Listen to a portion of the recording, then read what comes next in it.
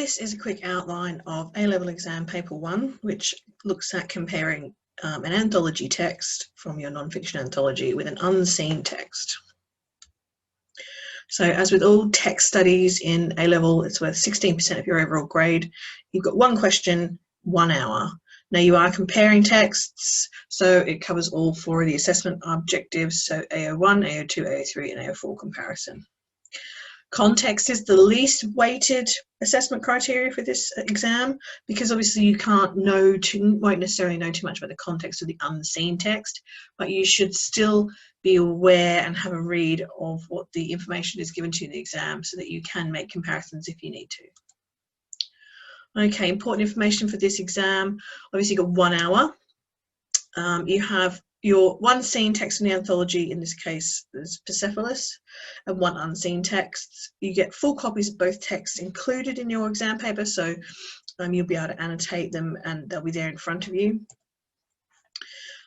Probably the best bit of useful information is these rubrics. So the first rubric is about Persepolis, which will be straight out of your anthology, but text B, it gives you the date and the PACMAG for text B so that you can base your writing on it. So you've got that information there. You get a clear topic to talk about, a clear focus for the question. In this case, it's looking at how writers present their ideas and experiences. And of course, the question asks you specifically to focus on PACMAG. So context, mode, purpose, and audience in this case, but you know what I mean. Okay, so how do we approach one of these papers? Always start with the unseen text. Spend 10 minutes on it. You haven't seen this text before. You need to make sure that you're familiar with it.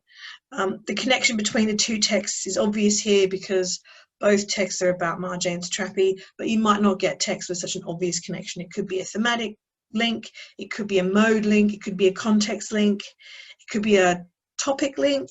So you need to have a really good read of this unseen text and spend a good 10 minutes on it before you start. So read the rubric. From the rubric, write your PACMAG. So PACMAG this text, just like you would have done in your anthology for all your other text, write a PACMAG here. This will give you an idea of what features you should expect to see in this text, which would help you make links between the one you already know and this new one. Right, then start with obvious structural features. So here, because it's an interview, we're going to see turn taking. Okay. The interviewer's questions are going to be shorter than Satrapi's answers, which show her dominance in the conversation. And they should be quite open questions, so they're not going to be questions that are closed, that require one-word answers, because obviously the purpose of the current affairs program is to generate interest in the topic. So it'll be open-ended questions. Okay, then you're going to read and annotate your text for anything that jumps out at you that's interesting, remembering that our question is asking us to look at their ideas and experiences. So that's what we're looking for. Anything that talks about her ideas and experiences. So the first one I've identified for you, we've got a bit of hyperbole used by the interviewer to flatter the guest and establish their ethos. Now, as this is a spoken dialogue, you can talk about ethos, pathos, and those things.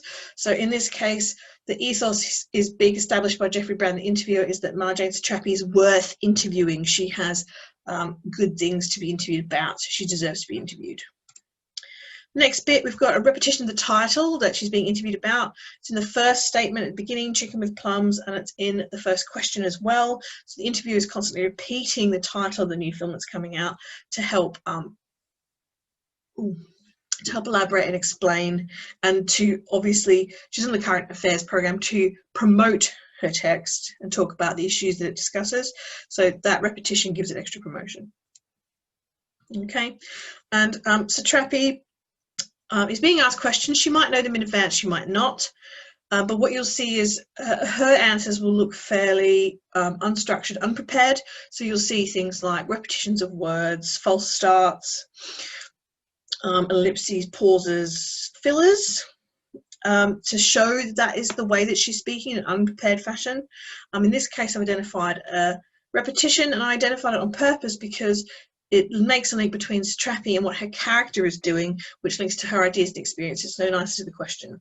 So my uncle was extremely melancholic and I'm a melancholic person. So the repetition of the word melancholic, which links the Trappy to her work and what idea and experiences she's trying to share, emphasizes really nicely with the question. Okay, once you've annotated your whole text, then you can look at your anthology text and see what you can compare. Okay, so only take 5 minutes doing this. Literally, you're just going through looking for links between the interesting stuff you found in the unseen, and you're trying to make links to the seen text, the one you already know. So that should be a lot quicker. So I've only allocated 5 minutes for that one. So first of all, double check the question. What are you looking for in Persepolis? What have you already found in the interview? Okay, remember you're looking for ideas and experiences. So what I've done is I've just done the first couple for you. So looking at a structural feature, so both texts are using dialogue here to present the personal experiences and ideas. You can see a lot of turn taking going on between the speakers. You could talk specifically about how Kim Wilde is a graphic novel and how the turn taking is demonstrated by the position of the bubbles, so right to left, top to bottom, to show who is speaking in which order. You might also notice that Persepolis is going to use narrator boxes at the top of some of the illustrations where you hear Marjane, the young protagonist, and that includes her thoughts and feelings. Okay, and then you should link that back to text B. So you already talked about the turn-taking structure in text A, the interviewing.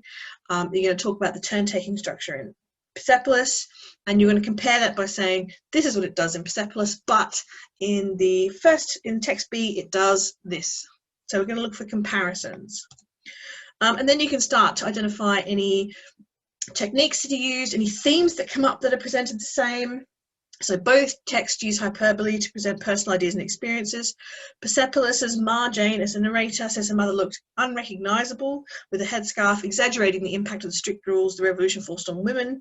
Whereas in text B, and then what is your example of hyperbole from text B? How are they using hyperbole differently and why? And that's where you make your link to your PAC-MAG as part of your analysis. Okay, now 45 minutes to write this essay. It's 5 minutes less than I would normally give you for comparison, but you've got to spend more time planning to write a good essay for this because you have an unseen text. It will just take more time. So again, you're trying to aim for 3 comparisons if you can. We're looking for how the writers and speakers present their experiences, so how they present their own experiences with life, but you can interpret that how you like. So it could be the experience of writing a film or writing a film as opposed to appearing in one, or it could be how they present their experiences in the past, how they present their autobiographical ideas, that sort of thing. It's up to you to interpret the question. As long as you have a strong argument that gives an interpretation of the question that makes sense, you'll be absolutely fine.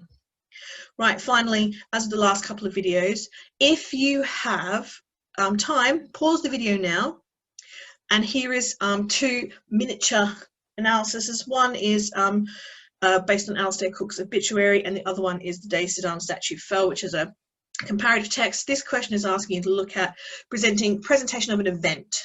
Okay, I've not given you the full text here, so it's just a little practice paper that you can have a go at in your own time. As always, watch the video again and good luck.